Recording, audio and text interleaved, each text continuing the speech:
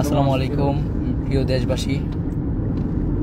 তো প্রথমেই শুকরিয়া আদায় করছি যে বেঁচে আছি এখনো, কারণ হয়তোবা বেঁচে থাকার কথা ছিল না, অথচ এখন কথা বলতে পারছি।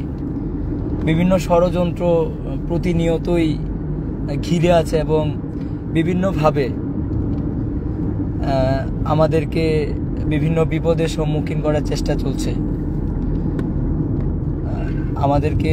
আমরা আজকে এই আলিফ ভাইয়ের বাড়িতে গিয়েছিলাম, সার্জিস ভাই, হাসনাত ভাই সহ আমাদের সাথে 3টা গাড়ি ছিল। তো আমরা কবর জিয়ারত করতে গিয়েছিলাম চট্টগ্রামের কর্মসূচি শেষ করে। আমরা কবর জিয়ারত শেষে ফেরার পথে সৌভাগ্যবশত আমরা গাড়ি চেঞ্জ করে ফেলেছিলাম। যে হাসনাত ভাই, সার্জিস ভাই একটা গাড়িতে ছিল, আমি একটা গাড়িতে ছিলাম এবং আমার বন্ধুরা, আমার ভাইয়েরা অন্য আরেকটা গাড়িতে ছিল। তো আমরা একটু পিছিয়ে আসতেছিলাম, প্রায় 5-7 মিনিটের রাস্তা পিছিয়ে আসতেছিলাম, আর সামনে আমাদের ওই গাড়িটা ছিল। তো একটা ট্রাক এসে উদ্দেশ্য প্রণোদিতভাবেই আমাদের যেই গাড়িটা ছিল সেই গাড়িটাকে ট্রাক চাপা দেওয়া হয়।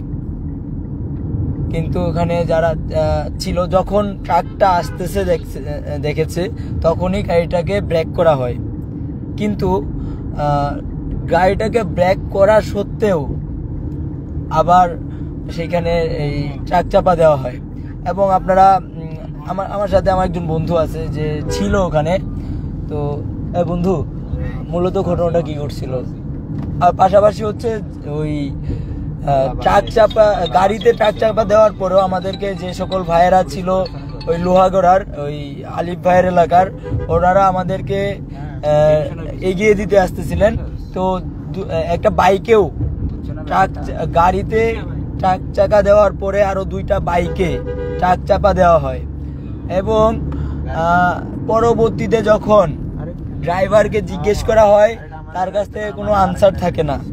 সে বলে যে তাহলে কি আমাকে মারবেন, মেরে ফেলেন, মামলা দিবেন, মানে অনেক ভিত্তিহীন কথাবার্তা বলতেছিল। এবং পরবর্তীতে আমরা জানতে পারি যে যেই গাড়িটা ছিল, যেই ট্রাকটা ছিল, সেই ট্রাকের মালিক হচ্ছে একজন আওয়ামী দূষর। সে এখন পলাতক আছে, তার বিরুদ্ধে মামলা করা হয়েছে। আসলে আমরা জানি না আমাদের নিরাপত্তাটা কোথায়। আমরা শুরু থেকেই বলে আসতেছি যে আসলে দিন নাই রাত নাই, আমরা ছুটতেছি।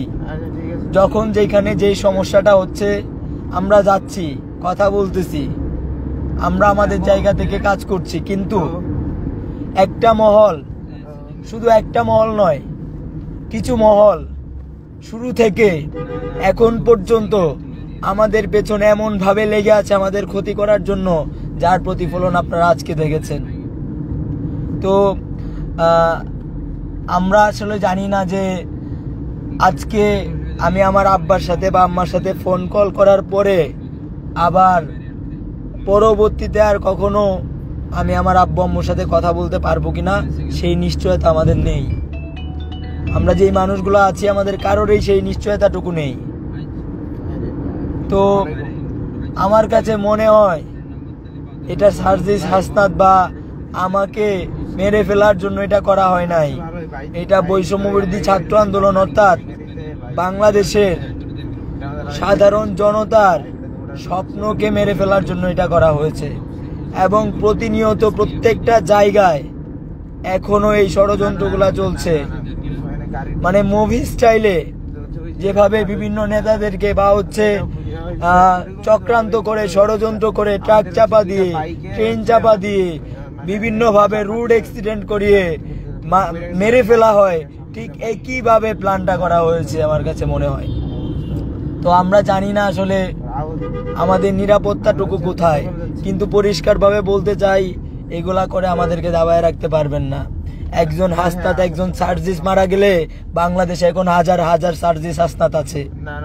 বাংলাদেশে কথা বলার জন্য হাজার হাজার এখন সার্জিস হাসনাত আছে। একজন সার্জিস হাসনাতকে মেরে ফেলে যদি মনে করেন যে বাংলাদেশকে বা হচ্ছে এই আমাদের যেই স্বপ্নটা দেখছি, আমরা যেই বাংলাদেশের স্বপ্ন দেখছি, সেই বাংলাদেশের স্বপ্নটাকে ভুলিয়ে দেবেন, তাহলে আপনারা বুকার স্বর্গে আছেন।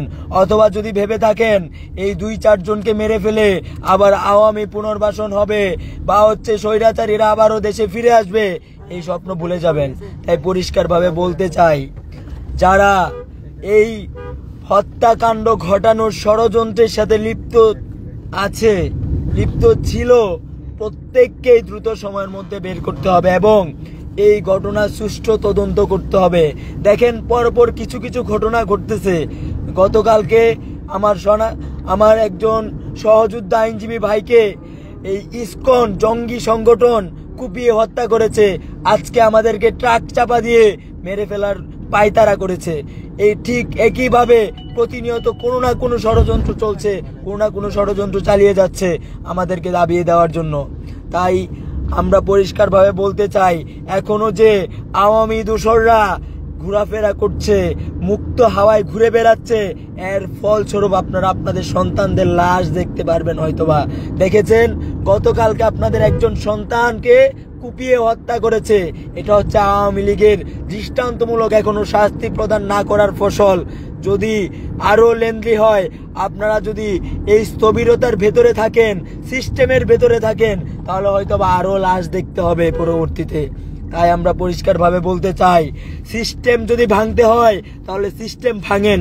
সিস্টেম ভেঙে যারা এখন আওয়ামী দোসররা খোলা হাওয়ায় ঘুরে বেড়াচ্ছে, প্রত্যেককেই দৃষ্টান্তমূলক শাস্তি প্রদান করতে হবে, প্রত্যেককেই দ্রুত সময়ের মধ্যে গ্রেপ্তার করতে হবে। প্রশাসনের এই স্থবিরতা আমরা দেখতে চাই না।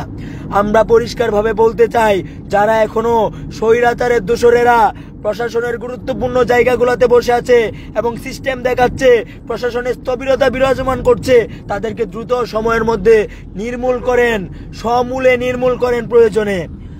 কিন্তু আর যদি কাল ক্ষেপণ করেন, তাহলে এর ফলাফল বাংলাদেশ ভালো দেখবে না। তাই পরিষ্কারভাবে বলতে চাই, যারা এই হত্যাকাণ্ড সাথে জড়িত, প্রত্যেকেই দ্রুত সময়ের মধ্যে গ্রেপ্তার করতে হবে এবং যারা আওয়ামী দোসররা এখনো খোলা হাওয়ায় ঘুরে বেড়াচ্ছে, তাদেরকে খুঁজে খুঁজে চিরুনি অভিযান দিয়ে বের করে গ্রেপ্তার করে জেলে ঢুকাতে হবে। জেলে ঢুকানোর সময় যেন মনে না হয় তারা শ্বশুর বাড়িতে যাচ্ছে।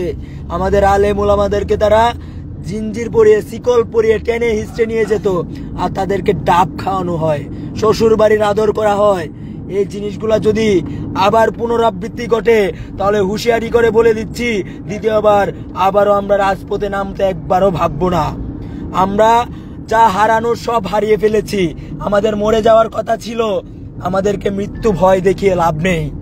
আমরা সেদিনেই মরে গেছি, এখন বোনাস লাইফ লিড দিচ্ছি। তাই পরিষ্কারভাবে বলতে চাই, দ্রুত সময়ের মধ্যে এদের বিরুদ্ধে ব্যবস্থা নিশ্চিত করতে হবে এবং সেটা দৃশ্যমান হতে হবে। এত সুশীলতা দেখানোর জন্য আপনাদেরকে বসানো হয় নাই, সুশীলতার জন্য আপনারা দায়িত্ব নেন নাই। আপনাদেরকে বিপ্লবের স্পিরিট ধারণ করতে হবে। তাই দ্রুত সময়ের মধ্যে প্রত্যেকটা ঘটনার সুষ্ঠু তদন্ত করতে